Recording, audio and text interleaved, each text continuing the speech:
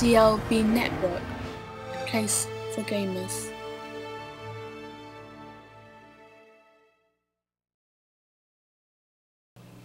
Now we're back with part 2 of the state of next-gen gaming. Today is July 29th, I believe, or 30th, whichever. So anyways, it's after E3. We're going to be recapping E3. Not just recapping it, but also throwing it in with the state of next-gen gaming after the announcements we've heard from Microsoft, Sony, and Nintendo. So, you know, to jump straight into things, we have Microsoft's press conference first. This year's E3 was was a little funny, at least to me, because, I mean, Nintendo's press conference, and these are my personal opinions, were worse, significantly worse than Microsoft and Sony's, but yet all the quote-unquote professionals are rating the conferences as Microsoft, Nintendo, and then Sony. And I have tried my hardest. I've watched all 3 conferences twice, and I was even writing some notes while watching them, and still to this day, I just don't understand how Nintendo's press conference came in second.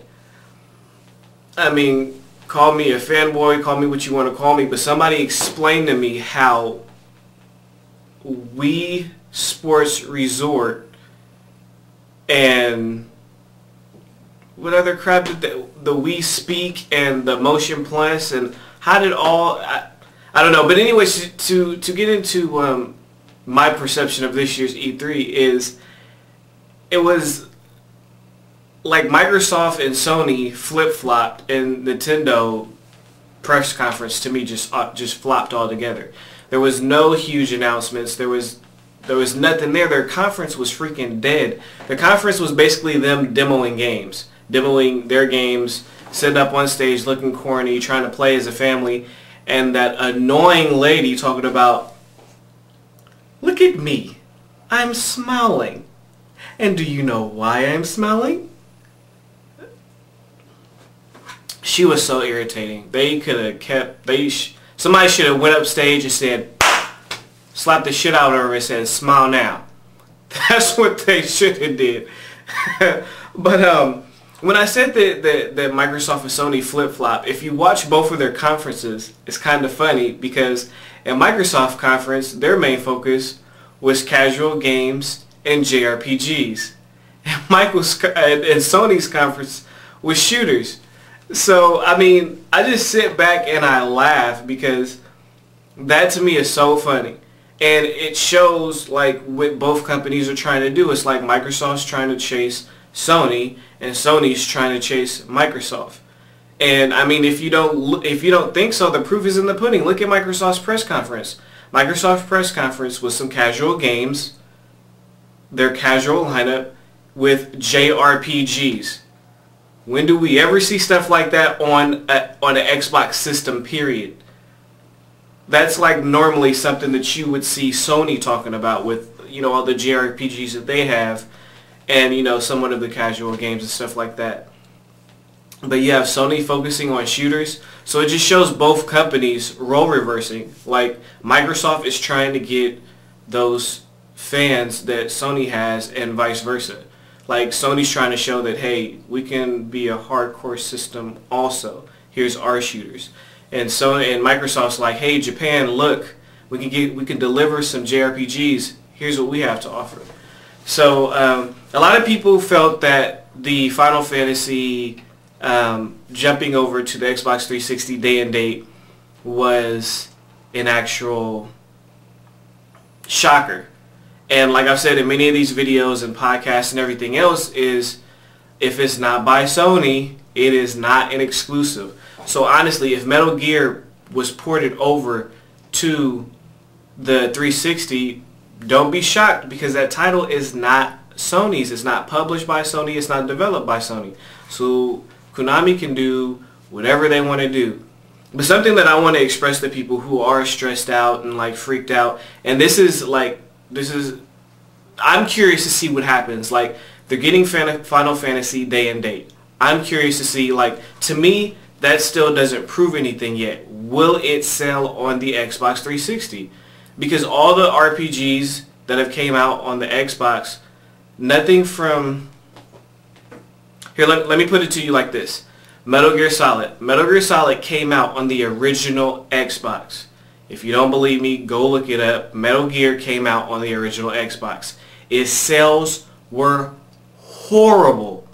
Horrible. The worst sales of any Metal Gear game ever in life, in history. It didn't even do over 1 million. Now, we have Final Fantasy going over to the Xbox 360. The 360 isn't known for having JRPGs, and they're not known for doing too well on the system. So we're going to have to sit, we're going to have to sit and find out and see, is it going to sell that well? I mean, because let's sit back and like, I'm not knocking Microsoft, but let's just sit back and look at some of the moves Microsoft has made. Microsoft has paid over $50 million for exclusive downloadable content from GTA. Nobody's playing GTA anymore. Nobody. Nobody. And that downloadable content is supposed to come out when? This fall. When what is releasing? The 360's biggest game, Gears. Plus all the other third-party titles that are going to be coming out this fall. So, and once again, at E3, there still was no announcement as to what this downloadable content is. I'm almost to the point to where I saw, I want to say on Game Trailers TV, Jeff Keighley interviewed one of the executives for Microsoft. It was either on Game Trailers TV or it was on an interview on GameTrailers.com. There was a video with an interview of one of Microsoft's executives stating, he asked them what's going on with the downloadable content coming from Rockstar. And he was like, well, you have to ask the guys over at Rockstar. I'm really willing to bet that even Microsoft probably does not have or doesn't know what this excludable content, like they know something, but they don't know the details of everything of what this downloadable content is. But that's GTA. So now they fork out some more money for Rock Band to be a timed exclusive. Now, I don't know about you guys, but me personally, I don't think Rock Band is a huge enough game to where a timed exclusive is going to affect anybody. Once again, these are my personal feelings. I could be wrong. But from what I've seen of Rock Band, from the numbers that we've seen from Rock Band, the downloadable content, they have good tracks as far as downloadable content goes. But is it worth dishing out the money for a timed exclusive? I guess we'll have to wait and see. And then you look at Fallout 3. Now, if you look at Fallout 3, was it worth giving them money for downloadable content, for exclusive downloadable content? Like, I can guarantee you, and this is even if Sony had as many consoles on the market as the 360, I still believe that not that many PS3 gamers are going to buy Fallout 3 compared to 360 gamers. That's a 360 game. Like, American RPGs, Northern developed America RPGs will sell. Oblivion is a proven fact. Fallout will be a proven fact. But can JRPGs sell on a 360?